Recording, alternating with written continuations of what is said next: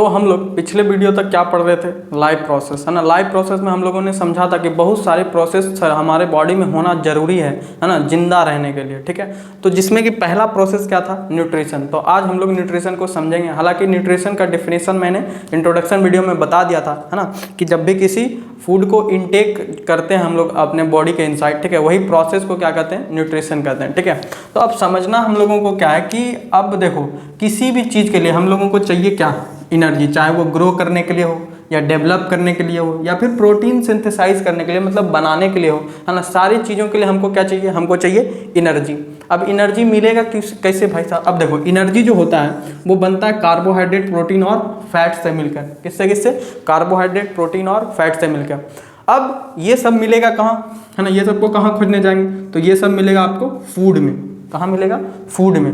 अब यहीं पे बात आता है ना, अब जो फूड होता है ना, अब अलग अलग जो ऑर्गेनिज्म होते हैं ना, वो अलग अलग तरीके से फूड को इनटेक करते हैं, ठीक है। जिसमें कि यहीं पे आ जाता है हमारा मोड ऑफ न्यूट्रिशन, है ना।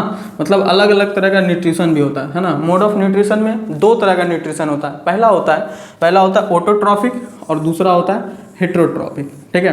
अब ऑटोट्रॉपिक और हेट्रोट्रॉपिक किसको कहते हैं? में बेसिकली इस मोड ऑफ न्यूट्रिशन में होता क्या है कि वैसे ऑर्गेनिज्म, है ना, जो कि इस मोड ऑफ न्यूट्रिशन का इस्तेमाल करके एनर्जी को गेन करते हैं, ठीक है, वो बेसिकली क्या करते हैं ना, वो अपना फूड खुद बनाते हैं। वो क्या करते हैं? अपना फूड को खुद बनाते हैं, मतलब किसी दूसरे ऑर्गेनिज्म पे अपने फूड के लिए डिपेंडेंट नहीं होते हैं, है ना। जैसे ग्रीन प्लांट, है ना, ब्लू या ग्रीन एल्गी हो गया, ये सब हो गया क्या, ऑटोट्रॉफिक, है ना। अब ये बेसिकली कैसे बनाता है अपना खाना? क्या गैस चूल्हा सब होता है इस लोग के पास? क्या नहीं, वो इसी को समझना है, ठीक है। तो इसको समझने से पहले थोड़ा सा इसको समझेंगे कि इसमें क्या क्या प्रोसेसेस होते हैं जिससे कि वो अपना खाना खुद बना पाता है, ठीक है। उसके पहले थोड़ा सा इधर नज़र डाल लेते हैं हेट्रोट्रॉपिक पे, ठीक है। हेट्रोट्रॉपिक का थोड़ा सा ओवरव्यू ले लेते हैं। तो हेट्रोट्रॉपिक बेसिकली तीन तरह का होता है। एक तो हो गया क्या, सेप्रोफाइटिक। सेप्रोफाइटिक बेसिकली क्या होता है ना, अब हेट्रोट्रॉपिक का मतलब ही यही होता है कि वो दूसरे ऑर्गेनिज्म पे क्या होता है, डिपेंडेंट होता है, ठीक है। जैसे ऑटोट्रॉपिक का मतलब वो किसी पे डिपेंडेंट नहीं होता, वो खुद का खाना खुद बना लेता है, ठीक है।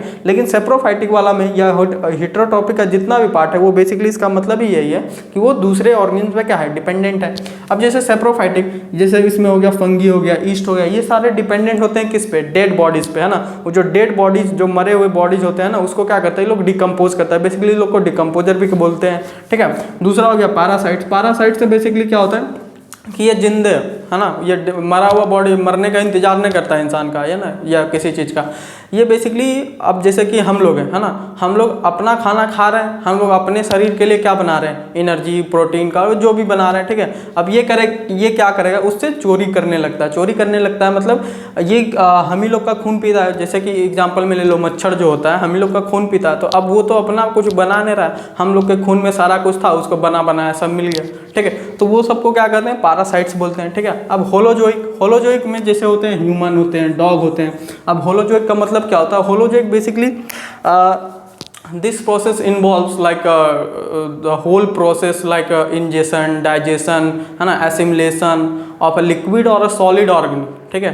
मतलब कोई भी लिक्विड हो या फिर सॉलिड ऑर्गेनिक हो, जो भी हम लोग खाते हैं उसमें जो होल प्रोसेस होता है ना, जिसमें कि इंडाइजेशन हो रहा हो, एसिमिलेशन हो रहा हो, ये सारे जो प्रोसेस होते हैं ना जिस ऑर्गेनिज्म में, ठीक है, वो सब क्या कहलाते हैं, होलोजोइक। क्या कहलाते हैं वो सब? होलोजोइक कहलाते हैं। यहाँ तक बात समझ में आए?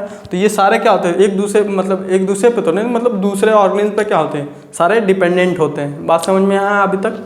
आगे समझते हैं अभी ऑटोट्रॉपिक। हम लोग समझे क्या, ऑटोट्रॉपिक वाला जितना भी ऑर्गेनिज्म होता है वो क्या करता है, खुद का खाना खुद से बनाता है।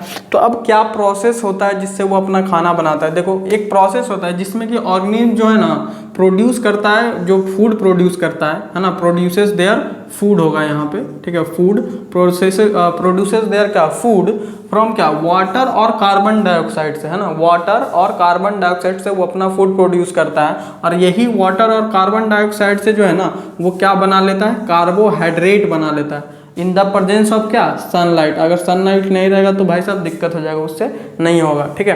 तो अब इन द प्रेजेंस ऑफ क्या, ये वाटर और कार्बन डाइऑक्साइड से क्या बना लेता है, कार्बोहाइड्रेट बना लेता है। अब सनलाइट तो चाहिए ही चाहिए, उसके साथ में क्या चाहिए, क्लोरोफिल। अब क्लोरोफिल का भी चर्चा करेंगे थोड़ा देर में, ठीक है, इसको समझ लेते हैं। तो ये जो होल प्रोसेस होता है ना कि ऑर्गेनिज्म जो वाटर और कार्बन डाइऑक्साइड से सनलाइट और क्लोरोफिल के प्रेजेंस में अपना फूड बना लेता है। अब ये प्रोसेस को कहते हैं हम लोग क्या, फोटोसिंथेसिस। इस प्रोसेस को क्या कहते हैं, फोटोसिंथेसिस। इसका केमिकल इक्वेशन भी याद कर लो, ठीक है। इसका केमिकल इक्वेशन क्या होता है, ये बैलेंस किया हुआ केमिकल इक्वेशन है, ठीक है, बेसिकली। और ये जैसे ये जो हुआ C6H12O6, ये किसका फॉर्मूला है, ग्लूकोज का फॉर्मूला है, ठीक है, ग्लूकोज का फॉर्मूला, इसको भी ध्यान रखो। वाटर और कार्बन डाइऑक्साइड मिलके क्या बना लेता है, ग्लूकोज, है ना, किसके प्रेजेंस में, क्लोरोफिल और सनलाइट के प्रेजेंस में, ठीक है। तो ये ग्लूकोज का भी क्या फॉर्मूला याद रखना है, ठीक है। कोई भी चलता फिरता इंसान पूछ देता है ग्लूकोज का फॉर्मूला बताओ जी, ठीक है। तो यानी C6H12 क्या था और O6, बात समझ में आया यहाँ तक, ठीक है। अब इसके बाद थोड़ा समझते हैं। तो देखो, अब फोटोसिंथेसिस जो होता है, ठीक है, उसमें कुछ इवेंट्स होते हैं। अब क्या क्या इवेंट्स होते हैं उसको समझते हैं। पहली बात तो ये होता है कि लाइट को एब्जॉर्ब किया जाता है किसके द्वारा, क्लोरोफिल के द्वारा। किसके द्वारा, क्लोरोफिल के द्वारा, ठीक है। अब क्लोरोफिल कहाँ से आता है उस पर अभी चर्चा करेंगे, ठीक। वो जो लाइट एनर्जी लिया रहता है, ठीक है, वो लाइट एनर्जी को किस में बदल देता है, केमिकल एनर्जी में। और केमिकल एनर्जी जो है, ठीक है, केमिकल एनर्जी में तो बदल ही देता है। और जो वाटर मॉलिक्यूल्स उसमें प्रेजेंट होता है ना, उसको क्या कर देता है, वो हाइड्रोजन और ऑक्सीजन के फॉर्म में अलग अलग क्या कर देता है, स्प्लिट कर देता है, ठीक है। जो वाटर होता है ना, हाइड्रोजन ऑक्सीजन से मिलकर बना होता है, तो वो उसको क्या कर देता है, वो स्प्लिट कर देता है। अब इसके बाद क्या होता है कि रिडक्शन ऑफ कार्बन डाइऑक्साइड, जो कार्बन डाइऑक्साइड होता है ना उसका रिडक्शन होता है। बेसिकली ये जो फोटोसिंथेसिस प्रोसेस है, it is a oxidation and reduction process in which तो water is oxidised and carbon dioxide is reducted, ठीक है। तो अब जब इस कार्बन डाइऑक्साइड को रिडक्ट किया जाता है, ठीक है ना, रिड्यूस किया जाता है, तो बेसिकली फॉर्मूला इस टाइप को कुछ बनता है, CO2 plus H2 is equal to H2O plus CH2O, ठीक है। तो ये जो बना तुम्हारा, ये क्या बन गया, ये बन गया तुम्हारा कार्बोहाइड्रेट, ठीक है। क्या बन गया, कार्बोहाइड्रेट। तो यानी reduction of carbon dioxide to क्या, कार्बोहाइड्रेट। यहाँ तक बात समझ में आया, ठीक है। अब तो मैंने जो अभी फोटोसिंथेसिस के स्टेप बताया, ठीक है, वो जरूरी नहीं है कि वो एक के बाद एक हो, ठीक है। जैसे यहाँ पे क्या लिखा होगा, the step need not to take place at one after another, ठीक है, इमीडिएटली। मतलब ऐसा जरूरी नहीं है कि तुरंत तुरंत जो स्टेप लिखाए थे वही सारा स्टेप हो। जैसे एग्जांपल में बेसिकली ले लो क्या, कि डेजर्ट प्लांट जो होते हैं ना, वो नाइट में कार्बन डाइऑक्साइड को लेते हैं, ठीक है। अब रात को जब वो कार्बन डाइऑक्साइड को ले रहा है तो सनलाइट तो दिन में मिलता है, तो उससे क्या हुआ, इसका मतलब ये हुआ कि जो दिन में उसको सनलाइट मिल रहा था, वो क्या करता है, वो एब्जॉर्ब करके रख लेता है और उसी चीज़ को क्या करता है, उसी सब एनर्जी को बाद में क्या करता है, उसको इस्तेमाल करके खाना बनाता है, ठीक है। बेसिकली क्या कि which is acted upon by the energy absorb by the chlorophyll, है ना, ड्यूरिंग द डे। मतलब अब जब कार्बन डाइऑक्साइड उसको मिल जाता है, ठीक है, तो जो डे के समय में, है ना, दिन के समय में जो वो सनलाइट को एब्जॉर्ब करके रखा था थ्रू क्या, क्लोरोफिल, है ना, उसको इस्तेमाल कर लेता है बाद में खाना बनाने में। समझ में आया बात। तो जरूरी नहीं है कि, है ना, वन आफ्टर अनदर वो काम करे, जो स्टेप्स लिखा हुआ है आगे पीछे भी हो सकता है। यहाँ तक बात समझ में आया। अब समझना क्या है कि ये भाई साहब क्लोरोफिल बहुत देर से आ रहा है बार बार, क्लोरोफिल क्या होता है क्लोरोफिल, ठीक है, उसको समझते हैं कि कहाँ होता है क्लोरोफिल, ठीक है। तो आगे समझते हैं। तो देखो, क्लोरोफिल जो होता है वो प्रेजेंट होता है क्लोरोप्लास्ट में। अब क्लोरोप्लास्ट कहाँ होता है, अब क्लोरोप्लास्ट मिलेगा तुमको कहाँ, if we put any leaf, है ना, under the microscope we will notice that there is a green dot present in what, a cell of leaf. Those green dot called क्या, क्लोरोप्लास्ट, ठीक है।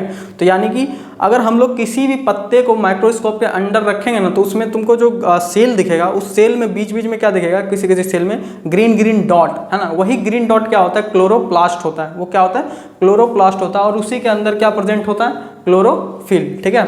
तो उसी के अंदर क्या प्रेजेंट होता है, क्लोरोफिल। तो अब ये लिख सकते हो, अगर इसको लिखना है कि क्लोरोप्लास्ट क्या होता है ना, तो क्या लिखेंगे, if we put any leaf, है ना, any leaf under what, under the microscope, है ना, माइक्रोस्कोप, ठीक है, we will notice what, we will notice that there is green dots present in cell, ठीक है। अब वही ग्रीन डॉट, है ना, those green dots called what, called chloroplast. यहाँ तक बात समझ में आया। अगर पूछ दे कि क्लोरोप्लास्ट क्या होता है तो समझा दोगे, है ना। क्लोरोप्लास्ट क्या होता है कि किसी भी जो सेल के अंदर, है ना, प्लांट सेल के अंदर, है ना, वो क्या होता है, सॉरी लीफ सेल के अंदर, ठीक है, बेसिकली क्या होता है कि उसमें तुमको ग्रीन ग्रीन डॉट दिखेगा, वही क्या कहलाता है, क्लोरोप्लास्ट, है ना। उसी क्लोरोप्लास्ट के अंदर होता है क्लोरोफिल। अब वही क्लोरोफिल के प्रेजेंस के वजह से, है ना, वो क्या कर पाता है, सनलाइट को एब्जॉर्ब कर पाता है। तो अब ये तो समझ गए कि सनलाइट को एब्जॉर्ब कौन करता है, क्लोरोफिल, ठीक है। लेकिन अब ये समझना है कि जो प्लांट होते हैं ना, वो उसमें कार्बन डाइऑक्साइड, है ना, वो कार्बन डाइऑक्साइड कैसे इनटेक करते हैं, ठीक है। तो उसको समझते हैं आगे कि कार्बन डाइऑक्साइड कैसे इनटेक करते हैं। देखो अब समझना क्या था हम लोगों को कि प्लांट कैसे कार्बन डाइऑक्साइड को ऑब्टेन करता है। सनलाइट तो समझ में आ गया कि क्लोरोफिल से ऑब्जर्व करता है, ठीक है। अब कार्बन डाइऑक्साइड कैसे ऑब्जॉर्ब करता है, बेसिकली हम लोग क्लास 9th में स्टोमाटा के बारे में पढ़े थे, है ना। अब वो जो स्टोमाटा होते हैं, ठीक है, वो बेसिकली क्या होते हैं, उसके सर्फेसेस पे, है ना, छोटे छोटे टाइनी क्या बेसिकली टाइनी पोर्स प्रेजेंट होते हैं ऑन द सर्फेसेस ऑफ क्या लीव्स, है ना। स्टोमाटा उसी को कहते हैं, जो छोटे छोटे पोर्स प्रेजेंट होते हैं ना लीव्स के सर्फेसेस पे, उसी को क्या कहते हैं, स्टोमाटा। और इसी स्टोमाटा के थ्रू जो है ना various type of gases exchange करते हैं, ठीक है ना, लीफ से, ठीक है। Massive amount of gases exchange takes place, है ना, लीफ में इसके द्वारा अलग अलग तरह के गैसेस का एक्सचेंज होता है ना, in the leaf through this pores. यही जो छोटे छोटे पोर्स होते हैं इसी के थ्रू ऐसा होता है, ठीक है। इसमें जब ज़रूरत होता है, मतलब तो अगर मान लो कि कार्बन डाइऑक्साइड का ज़रूरत है या जिसका भी ज़रूरत है, ठीक है, तो स्टोमाटा क्या हो जाता है, खुल जाता है। और जब ज़रूरत नहीं होता है तो स्टोमाटा क्या हो जाता है, बंद हो जाता है, ठीक है। तो यहाँ तक बात समझ में आया। यहाँ पे फोटो दिख रहा होगा एक ओपन का और एक क्लोज स्टोमाटा का, ठीक है। यहाँ तक आया बात समझ में। अब समझते हैं कि अब जैसे कि कार्बन डाइऑक्साइड तो हो गया, सनलाइट हो गया, अब जो क्या क्या ज़रूरतें होती है, जैसे कि वाटर हो गया, है ना, नाइट्रोजन हो गया, फास्फोरस हो गया, मैग्नीशियम हो गया, आयरन हो गया, ये सब कहाँ से मिलता है इसको समझते हैं। देखो अब फोटोसिंथेसिस के लिए कुछ कुछ चीज़ें जरूरी होती हैं, जैसे कि सनलाइट, है ना। सनलाइट क्यों जरूरी होते हैं, एक एग्जांपल से समझते हैं। मान लो कि दो प्लांट लिए, ठीक है, एक प्लांट को प्रेजेंस ऑफ सनलाइट में रख दो और दूसरे प्लांट को, है ना, एब्सेंस ऑफ सनलाइट में रख दो, तो उसमें होगा क्या, तुम जब बाद में देखोगे, अगर तुम देखोगे तो उसमें जो सनलाइट में प्रेजेंट था जो प्लांट, उसमें स्टार्च का मात्रा बहुत ज़्यादा होता है। स्टार्च क्या होता है, जो स्टोर्ड फूड होता है प्लांट का, उसी को स्टार्च बोलते हैं, ठीक है। तो उसमें स्टार्च का मात्रा बहुत ज़्यादा होता है। और जो एब्सेंस ऑफ सनलाइट में रखा गया तो उसमें स्टार्च का मात्रा क्या होता है, कम होता है। इसका मतलब ये समझ में आ गया कि सनलाइट तो क्या है, जरूरी है, ठीक है, सनलाइट जरूरी है। उसके बाद CO2 भी जरूरी है, अभी हम पढ़े, है ना, कार्बन डाइऑक्साइड के बारे में, ठीक है। अब उसके अलावा भी बहुत सारी चीज़ें जरूरी होती है, जैसे कि water, nitrogen, phosphorus, iron, magnesium, ठीक है। तो ये सारी चीज़ें जो है ना, ये सारी चीज़ें कहाँ कैसे मिलती है, ये तो समझ में आ गया, क्लोरोफिल से मिल गया, ठीक है, ये समझ में आ गया, ठीक है। ये मिल गया कहाँ से, क्लोरोफिल से, ठीक है। ये मिल गया कहाँ से, ये मिल गया हमको स्टोमाटा के द्वारा, ठीक है। अब ये सब कहाँ से मिलता है, ये सारा मिलता है हमको सॉइल से। सारा कहाँ से मिलता है, सॉइल से। अब ये जो नाइट्रोजन है ना भाई, ये नाइट्रोजन बहुत ज़्यादा क्या है, इंपॉर्टेंट है। नाइट्रोजन क्या है, बहुत ज़्यादा इंपॉर्टेंट है। इंपॉर्टेंट इसलिए है क्योंकि नाइट्रोजन के वजह से ही जो है ना, हम लोग प्रोटीन, बेसिकली प्लांट क्या कर सकता है, प्रोटीन बना सकता है, ठीक है, ठीक है। प्रोटीन बनाने के लिए क्या जरूरी है, नाइट्रोजन, ठीक है। तो अब या तो ये जो नाइट्रोजन होता है ये बेसिकली या तो जो मिट्टी में प्रेजेंट होते हैं नाइट्रेट सब उससे ले लेता है, ठीक है, या क्या करता है कि जो नाइट्रेट सब बनाया जाता है बैक्टीरिया के द्वारा, ठीक है, बैक्टीरिया का बनाया हुआ नाइट्रेट को ये क्या कर लेता है, ले लेता है, ठीक है। यहाँ तक बात समझ में आया। तो ये सारी चीज़ें क्या होती हैं, ज़रूरी होती हैं किस चीज़ के लिए, फोटोसिंथेसिस के लिए, ठीक है। तो यहीं तक था हमारा क्या, ऑटोट्रॉप्स, ठीक है। इसके आगे हम लोग को पढ़ना है हेटेरोट्रॉप्स, ठीक है। तो हेटेरोट्रॉपिक न्यूट्रिशन भी पढ़ना है। यहाँ तक क्या था, ऑटोट्रॉपिक न्यूट्रिशन। हाँ थोड़ा सा बड़ा हो रहा है चैप्टर, लेकिन अब चैप्टर ही बड़ा है तो क्या कर सकते हैं, ठीक है। मिलते हैं अगले वीडियो में अगले टॉपिक के साथ। Thank you.